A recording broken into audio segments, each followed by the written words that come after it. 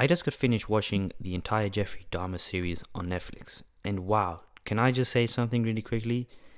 Insane and insanely creepy, disturbing, but yet very interesting at the same time. Now, I am quite aware that I'm very late on this hype train. This series got released about a year ago, something like last year, and yet I never watched it. I saw all the hype about it, and I was like, okay, I'm gonna watch it, but I just completely put it aside and decided to never watch it until a few days ago. I was like, hey, wait a minute, there's still this thing on Netflix, Jeffrey Dahmer. What is it all about? What's the hype about? I clicked on it, and whoa, no words, honestly. So I watched it a few days ago, and I watched the first episode, and straight up, first episode got me hooked. Just like when they got, the Breaking Bad and Walking Dead released many, many, many years ago. The first episode is always a episode that really needs to intrigue you or doesn't. It's a make or break, I always say. The first episode of a series is a make or break, meaning it is going to either have you hooked on or it simply won't. Now, I watched it, and I never knew who Jeffrey Dahmer was before. Bear in mind, I'd never heard of his name before. I was like, man, I don't know who this guy is, but you know what? For the sake of it, I'm not even going to bother Google who he is. I want to see what this guy is all about, what he has all done. And yeah, moral of the story, short story short, the guy was fucked up in his head. That's an understatement. I don't know if everything that they mentioned in the series about Jeffrey Dahmer is all 100% based on true facts. I'm pretty sure that with documentaries and series of people and groups that is always dramatized for more views and entertaining. But I'm actually currently watching the unreleased tapes of Jeffrey Dahmer, and I'm linking so many things that he said in these tapes with the series that they recreated about Jeffrey Dahmer. And it is really disturbing. And what he pretty much was a serial killer. But he wasn't just any form or type of serial killer. He wasn't your average serial killer that, decides to get rid of people and, whatever. The worst part about him is he actually liked enjoying torturing them. So what he'd do is he'd drug him, take him with to his house, his apartment. And what is so important about this piece is this was in the 75s, this was in the 80s, back at the time when racism was a very massive thing. And why I mention this is because in the series eventually, there's this female, which is his neighbor, who had often complained about smells and noise coming, pretty much got ignored. And why they play such a massive role is because in the 70s, 80s, segregation was a very, very big thing in America. Just like in South Africa, it was just called apartheid. And in America, it was pretty much just called segregation. He was a gay serial killer, pretty much. He preyed on primarily colored people. And why he did that, I don't know. Maybe he thought in his mind they were more vulnerable, perhaps, because at the time, racism was a big thing, and police didn't often take things with people of color serious. And it's really messed up, because you get to see that back within these series. And it's like, oh, you gotta remember, this is not 2023. They're playing this in the 75s and in the 80s, where times were very much different than now. Nowadays things like that don't get accepted because it's messed up, rightfully so.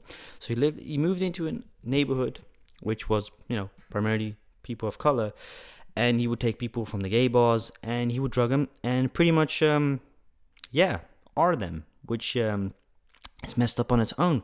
But besides that, he would cut them up in pieces and eat them up, which I think is even the most messed up thing is, you're getting rid of somebody's body, but then you add an extra step of consuming them. Cannibalism. Cannibalism is one of the things that I've never understood personally why people do that. Couldn't believe and understand why anyone could hurt anyone. And why he did it, man, they don't really know. They just know he was messed up in the head. But it all starts with his family, really. He had a troubled youth, trouble up growing up, was always a very quiet kid. And his father wasn't often around. His father was a scientist, so he did see his father occasionally, but not often. And his mom in the series was a drug user. Now, if that's the same case in real life, I don't know. But I'm going to have to assume it is, because why would they otherwise portray Joyce, his mother, as a drug user if it wasn't a thing in real life, right? His father, Lionel, is like 88 years at this point, and this happened 45 years ago, and he killed over 17 people in the span of 20 years. What I personally think is very disturbing about the series is the fact that he's so emotionless and so calm, like it doesn't bother him. Just like the John Gacy guy, the clown, very similar things. It's just they both like to hunt on people, as you can say, take them with to their place, drug them, and then get rid of their body. Now, I don't know if the Gracie guy consumed him as well. I have watched that documentary about him a while ago. Also, very messed up.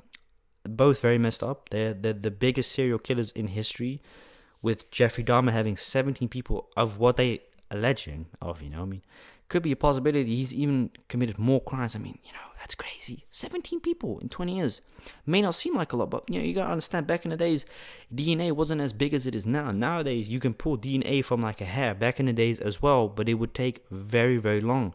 You needed fingerprints, you needed bloodstains. Nowadays, it's nearly impossible getting away with murder because of social media, and what plays a significant role of social media is people like to boost on there. Say, oh man, I just did this, and that. And then bam, when people get hit with RICOs and stuff like that, they get surprised, but essentially what they're doing is they're snitching.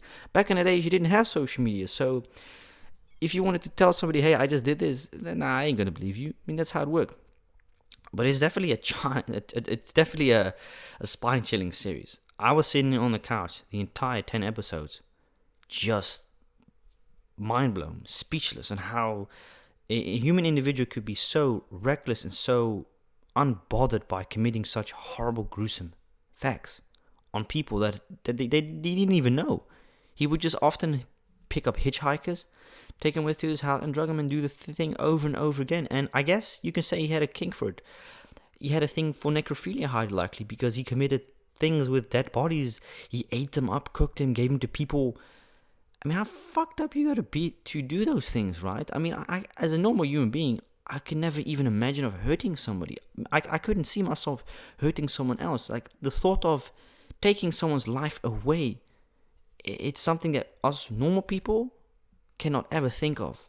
Now, we obviously did eventually get caught doing all these commitments and crimes, and he got transferred to jail. He actually had a 115 years plus consecutive life, so like 15 times, which is crazy. 115 years.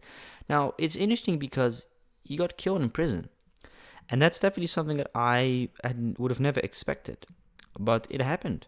I mean, is it a good thing that he got killed? Yeah, I think it is, because at the end of the day, he took people's life away, took families, children away, and stuff like that, and it's really, really sad that such a sick individual like that existed in the time. And if you connect the dots to his father, because as I mentioned, his father was a scientist, wasn't around the house often, so he didn't really have a structural person to look up to. And how it all started pretty much with him doing that is, it started up with him doing a roadkill as a little kid, like 6, 7, 8 years old, dissecting animals. That's pretty much what often starts with serial killers or people that commit gruesome acts with others. Is it often starts with animals, because animals, they can't do much, man. If you take a cat or a dog and you hurt it, what's it gonna do? Depending on what type of dog or cat it is, right? It's not gonna do much. And then from there, people often get satisfaction, and then they actually go and commit crimes against others, which is just scary. I think it's a great, great series. I'm currently, like I say, watching the unreleased tapes of him. And it's so bizarre how, when I compare the similarities with the series and the tapes, it's almost 100% identical, with the voice, acting, the tones of speaking, and just him confessing everything. Because everything that he got found guilty of was found in his apartment. Bottles of acid, sewing machines, human heads, organs, hearts.